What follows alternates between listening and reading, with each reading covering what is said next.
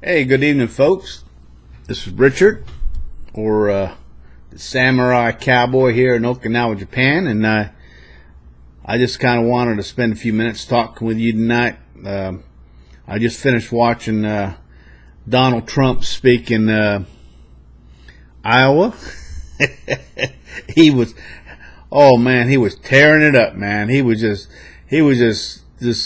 lobbing, flaming one-liners out there, and the people were just sucking it up, man. They were screaming, they were yelling, they were applauding, they were just stomping their feet. They were just enjoying themselves out there. You know what? He's up in it, the political world. He didn't follow any of the normal conventions that politicians follow in order to get to 1600 Pennsylvania Avenue. You got the path over here leading off to the left that's nice, well worn, and that's where the herd just keeps on going. They just head on down that. Well, Donald kind of went to the right here, and this barely a path. Maybe just a foot lane, whatever, strewn with rocks and, brush and everything. He went down that path. He says, I'm going down this way. This is the way I'm going. This is the way I'm going to do it. Okay. And, he did that. And you know what? I'll tell you what he got. He got the keys to 1600 Pennsylvania Avenue. That's what he got by doing it his way. And you know what? These people still don't understand him. And that's good. I don't know what to think when, he's up there. I think it's on January 20th, his inauguration day.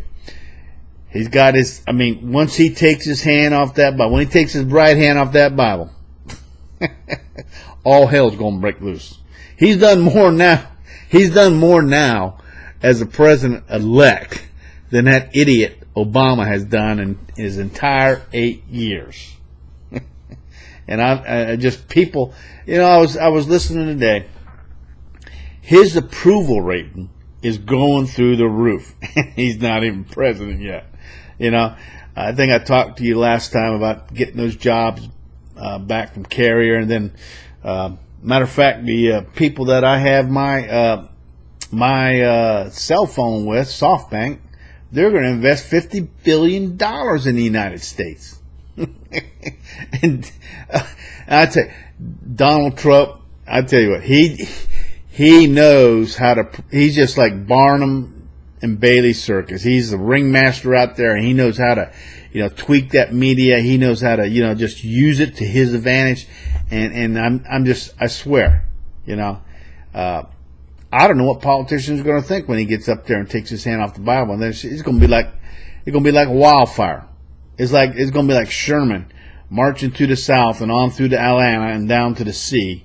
It's going to be a scorched earth policy, and he's going to do things his way. So, that's great. And, but, I was looking at all those people there, and they was just I don't know, just ecstatic about him speaking. And how many politicians once they get your vote, they're usually gone.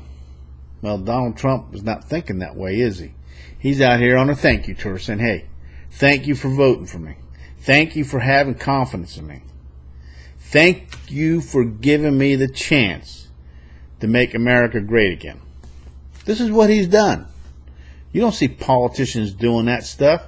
They get your vote and they go about their way and doing whatever they want to do. I'm a conservative, but since Reagan maybe, after Reagan, I've been just disappointed, and it took me a long time. I could not figure out how I was going to get beat these states with all these electoral votes. I'm talking about states like New York, I mean, and up there in the Northeast corridor, and we're talking down in over in California and the West Coast. Democrat politicians don't even have to campaign there. They know they're going to get those states. And it's been such a frustrating thing to watch this every presidential election. And I think we figured out how to take care of that. Is we got to get all our people out there and vote and fly over country. And those countries down south, like I'm from Florida, you know, and we got a significant number of electoral votes. I mean, we're pretty big out there, but we just need to get out there and get these people in these rural areas, you know, to make sure they get there and vote. And that's how we can do it. That's the only way we can do it. We ain't got the population totals like these other locations do, but that's exactly why the Founding Fathers instituted this electoral college. Okay, that prevents, you know, people from states like New York and California and Washington from dictating who the president's going to be. Okay, you got to be president of all America. You got to go out there and fly over country and get their votes too. Even the smallest states, such as Rhode Island and New Hampshire and Delaware and Connecticut, you know, they got representation out there. Okay, even though those areas up there voting Democratic. But you got to get all the states. You got to get past that 270, or you got to get to that 270 mark in electoral votes. So, and like I said earlier, Trump did it in the most unconventional way that you could possibly do it. And when people, and you know, no help from the media. I mean, you know, he had the media against him. He had those 15 other Republican candidates against him. He had all the pundits and naysayers and frickin' those people that know it all against him. He didn't follow conventional wisdom. He didn't go down the path well traveled. He used his gut instinct, his business instinct, and went his own way and did it about his own way. And that's why that man is going to do a lot for our country. I can only see him doing good for our country. You know, everything from that wall, repealing Obamacare, getting rid of our trade deficit, putting nations, rogue nations on notice. We just ain't taking crap no more. Okay? Donald is going to do that. Now, whether he serves, he's going to serve his 4 years, and whether he serves another 4, I don't know. But I guarantee you, the way things are going, if he keeps on doing what he's doing, he's going to get another 4 years. There's no doubt in my mind about that. Okay?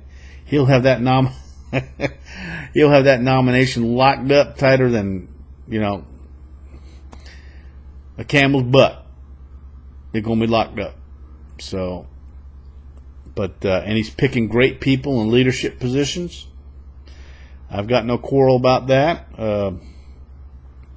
So, I just think we're going to be doing all right. And you know what? With the way these approval rates are going, they're sky high now. I mean, I don't know. He's just going to keep on doing good. I don't see him failing. Donald Trump is not a failure. That's one thing you cannot label Donald Trump as a failure. And any endeavor, you know, he goes right through the jugular and gets stuff done. And that's what he's going to do. He's going to drain that swamp. He's going to bring jobs back to America. He's going to make America great. He's going to build that wall. He's going to do whatever he says, he's going to do. You can bet the bank on that. Okay, so I only see nothing but good things happening to our country now. After 8 years of Obama, I am so sick of that guy. You know, the only person that's happy about Obama's presidency is Jimmy Carter.